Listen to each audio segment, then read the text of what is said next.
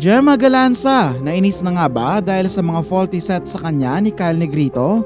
Hindi na itago ang tunay na saloobin. At Alyssa Valdez, nasubsob pa dahil sa isang setting error. Lahat ng yan tunghayan sa report na ito. Pero before we begin, please don't forget to subscribe, like, and comment on this video. I-click din ang notification bell para lagi kayong updated sa Creamline happenings.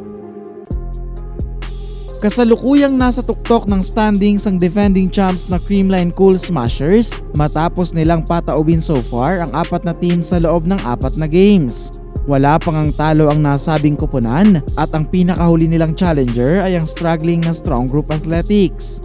Hindi nga masyadong nahirapan ng CCS sa game na ito at nagawa pa ni Coach Sherwin na ipasok ang lahat ng available na players para maglaro. Halos lahat nga din ay pumuntos para sa team, kaya naman naipanalo nila ang laban in 3 sets, 25-13, 25-13 at 25-19. Sa unang set pa lang ay naglalakas ang mga palo na ang binitawan ni Gemma Galanza at Bernadette Pons, kaya naman tila na-intimidate ang kalaban. Dinagdagan pa yan ng excellent serves ni Deej Rodriguez na first time naman maglaro para sa kanyang bagong kupunan. May mangilan-ngilan namang powerful spikes ang Strong Group pero hindi ito naging sapat para ma-outrun ng Creamline. Nadala ng defending champs ang momentum hanggang second set at nabigyan ng chance ang iba pang players katulad ni Pau Soriano na magpakitang gilas. Na-activate na rin si Bea De Leon kaya samot-saring klase ng atake ang kinaharap ng SGA.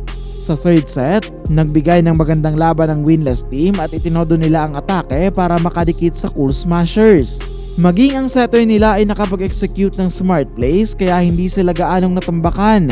Pero hindi pa rin yan naging sapat sa malahalimaw na performance ni Pons at sabayan pa yan ng clutch plays ni Alyssa Valdez. Hindi naman pinatagal pa ni Deej Rodriguez ang game at siya na nga ang tumapos nito. Bagamat sobrang impressive ng overall performance ng Creamline, kapansin-pansin ang isang room for improvement na kailangang ma-address agad ng team. Sa laban kasi na ito ay halata ang tila shaky connection ni Kyle Negrito sa kanyang spikers, lalo na sa open.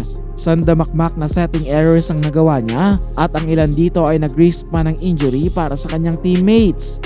Sa play nga na ito ay nasubsob si Risa Sato dahil masyadong close sa net ang naging set ng former FEU playmaker. Sa sumunod na sequences ay makikitang pa-swipe-swipe na lang si Gemma at Pons dahil hindi sila makakuha ng maayos na set mula kay Kyle. Nagpatuloy pa ang medyo malalang setting error sa third set kung saan sunod-sunod na nga ang stable na bato ng bola sa spikers. Ilang beses nga ang kailangang lumiyad ni Pons para lang maitawid ang bola mula sa set ni Negrito. Dahil dito ay nagagantihan tuloy sila ng malalakas na spike ng kalaban.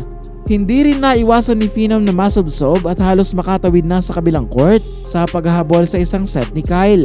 Ayon sa ibang reports ay halata daw sa body language ni Gemma at Alyssa ang pagkadismaya sa mga nasasayang na spiking opportunities.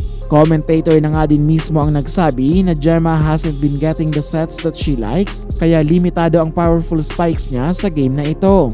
Sana naman ay ma-address agad ni Negrito at ng coaching staff ang malaking problema na ito ng Creamline. Hindi pa gaanong naramdaman ang epekto ng setting errors dahil strong group pa lang naman ang kalaban nila. Pero kapag higher ranked teams na ang kaharap ay siguradong hindi uubra ang sandamakmak na errors na ganito dahil tiyak na malalakas na palo ang ibabalik sa kanila. Kailangan lang siguro ng mas mahabang oras sa ensayo for setter-spiker connection para hindi malagay sa alanganin ang kanilang title defense. Kayo mga Kavali News, ano ang masasabi nyo sa naging sets ni Kyle Negrito sa game na ito? Comment your thoughts below. At yan muna ang pinakahuling kaganapan. Please continue supporting this channel para up to date kayo sa nangyayari sa Creamline World.